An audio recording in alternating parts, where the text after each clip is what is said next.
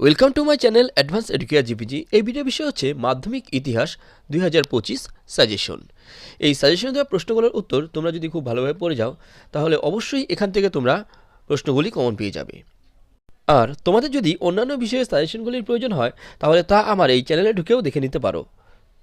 সাজেশনের প্রথম প্রশ্নটি হলো 1 নম্বর, হুতম প্যাঁচার নকশা গ্রন্থে 19 শতকে বাংলার কিরূপ সমাজচিত্র পাওয়া যায়? এই প্রশ্নটা এবছরের জন্য খুবই গুরুত্বপূর্ণ, তাই এই প্রশ্নটা তোমরা খুবই গুরুত্ব সহকারে ভালোভাবে পড়বে। আশা করি এই প্রশ্নটা এবছর আসবে, তাই অবশ্যই এই প্রশ্নটা তোমরা ভালোভাবে পড়ে যেও। তারপর 2 নম্বর গুরুত্বপূর্ণ প্রশ্ন হচ্ছে শ্রী রামকৃষ্ণের সর্বধর্ম সমন্বয়ের আদর্শ ব্যাখ্যা করো। এই প্রশ্নটাও এবছরের জন্য যথেষ্ট গুরুত্বপূর্ণ, তাই এটাও তোমরা খুব ভালোভাবে গুরুত্ব সহকারে পড়ে যাবে।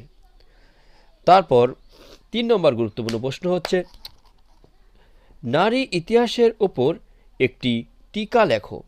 তবে এই প্রশ্ন একটু অন্যভাবে ঘুরেও দিতে পারে যে আধুনিক ভারতের ইতিহাস চর্চায় নারী ইতিহাস চর্চার গুরুত্ব কী।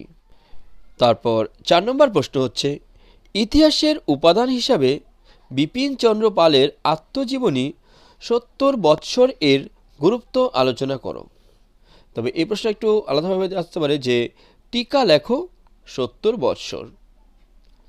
এটাও তোমরা একটু ভালোভাবে পড়বে, কারণ এই প্রশ্নও যথেষ্ট ইম্পর্টেন্ট।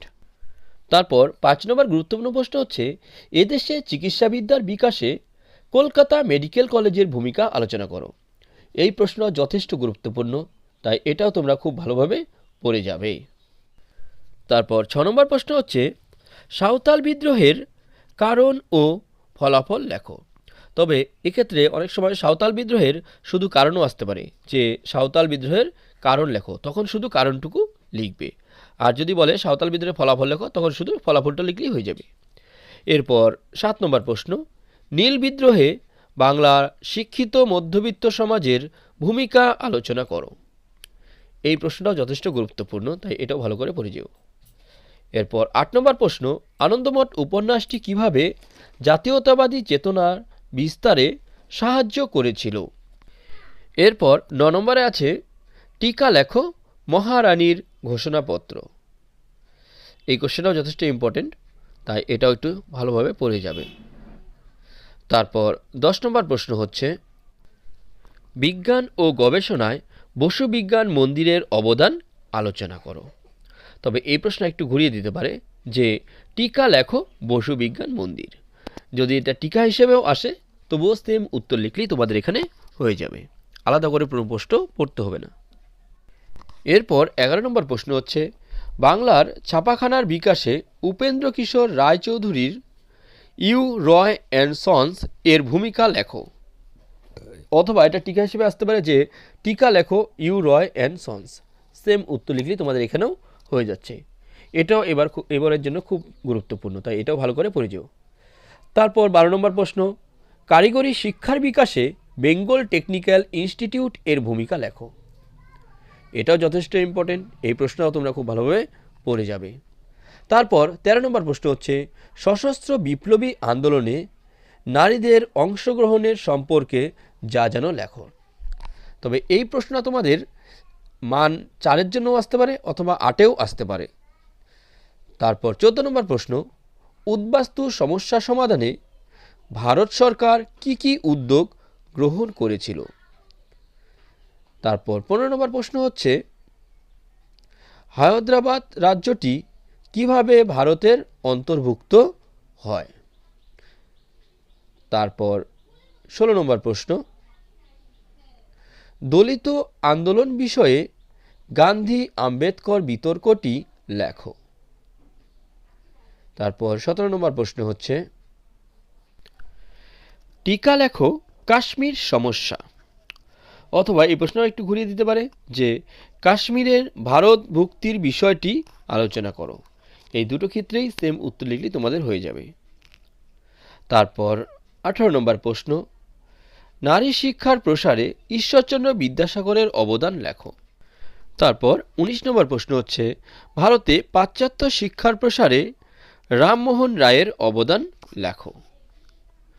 তারপর 20 নম্বর প্রশ্ন উডের নির্দেশনামাকে এদেশের শিক্ষা বিস্তারের মহাসনদ বা ম্যাগনা কার্টা বলা হয় কেন? তবে এটাও টিকা হিসেবে আসতে পারে যে টিকা লেখো উডের নির্দেশনামা, সেক্ষেত্রে তোমাদের সেম উত্তর লিখলেই হয়ে যাবে। তারপর 21 নম্বর প্রশ্ন, টিকা লেখো সোমপ্রকাশ পত্রিকা। তারপর 22 নম্বরে আছে আনন্দমঠ উপন্যাসটি কিভাবে জাতীয়তাবাদী চেতনার বিস্তারে সাহায্য করেছিল? 23 নম্বর গুরুত্বপূর্ণ প্রশ্ন হচ্ছে বাংলার বিজ্ঞান চর্চার বিকাশে মহেন্দ্রলাল সরকারের কি অবদান ছিল? এটা টিকা হিসেবে আসতে পারে যে টিকা লেখো মহেন্দ্রলাল সরকার, সেক্ষেত্রে সেম উত্তর লিখলে তোমাদের হয়ে যাবে এখানেও। এরপর 24 নম্বর গুরুত্বপূর্ণ প্রশ্ন হচ্ছে বঙ্গভঙ্গ বিরোধী আন্দোলনে শ্রমিক শ্রেণীর ভূমিকা কী ছিল? এরপর 25 নম্বর গুরুত্বপূর্ণ প্রশ্ন হচ্ছে দেশভাগজনিত উদ্বাস্তু সমস্যা সম্পর্কে আলোচনা করো। এরপর 26 নম্বর গুরুত্বপূর্ণ প্রশ্ন হচ্ছে বীণা দাস স্মরণীয় কেন? আর মান 4-এর জন্য তোমরা আরেকটি প্রশ্ন করবে, সেটা হলো টিকা লেখো রশিদ আলী দিবস। এই মান 4-এর এই 26টা প্রশ্ন খুবই গুরুত্বপূর্ণ। তার মধ্যে প্রথম যেই কয়টা লাল কালি দিয়ে দেওয়া আছে সেগুলি সবচেয়ে বেশি গুরুত্বপূর্ণ, সেই লাল কালিগুলো আরও বেশি ভালো করে পড়বে, আর নীল কালি দিয়ে যেগুলো সাজেশনের প্রশ্ন দিলাম সেগুলো মোটামুটি তোমরা দেখে যাবে। এরপর মান 8-এর জন্য তোমাদের যে সমস্ত গুরুত্বপূর্ণ প্রশ্নগুলি পড়তে হবে সেগুলির মধ্যে 1 নম্বর প্রশ্নটি হচ্ছে মানুষ প্রকৃতি ও শিক্ষার সমন্বয়ে রবীন্দ্রনাথ ঠাকুরের চিন্তার পরিচয় দাও। তবে এই প্রশ্নটা একটু অন্যভাবে ঘুরিয়ে দিতে পারে যে রবীন্দ্রনাথ ঠাকুরের শান্তিনিকেতন ভাবনা আলোচনা করো। এই প্রশ্নটা এই বছরের জন্য খুবই গুরুত্বপূর্ণ।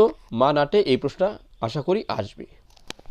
মান 8-এর 2 নম্বর গুরুত্বপূর্ণ প্রশ্ন হচ্ছে মহাবিদ্রোহের প্রকৃতি ও চরিত্র বিশ্লেষণ করো। তবে এই প্রশ্নও একটু ঘুরিয়ে দিতে পারে যে 1857 খ্রিস্টাব্দের বিদ্রোহের প্রকৃতি ও চরিত্র আলোচনা করো। এই প্রশ্নটাও যথেষ্ট ইম্পর্টেন্ট 8 নম্বরের জন্য, এই প্রশ্নটাও তোমরা খুব ভালোভাবে পড়ে যেও। এরপর 3 নম্বর প্রশ্ন হচ্ছে নীল বিদ্রোহের কারণ ও ফলাফল আলোচনা করো। এই নীল বিদ্রোহের কারণ ফলাফলটাও মান 8-এর জন্য যথেষ্ট গুরুত্বপূর্ণ একটা প্রশ্ন। মান 8-এর জন্য তোমরা এই 3টি প্রশ্ন খুব ভালোভাবে পড়ে যাবে। আশা করি এই 3টি প্রশ্ন থেকেই তোমরা কমন পেয়ে যাবে। আর আরেকটা প্রশ্ন যেটা দিয়েছিলাম মান 4-এর ক্ষেত্রে যে সশস্ত্র বিপ্লবী আন্দোলনে নারীদের অংশগ্রহণের চরিত্র আলোচনা করো, এই প্রশ্নটাও 8-এও চলে আসতে পারে। আর যদি 8-এ আসে তাহলে 4-এ আসবে না।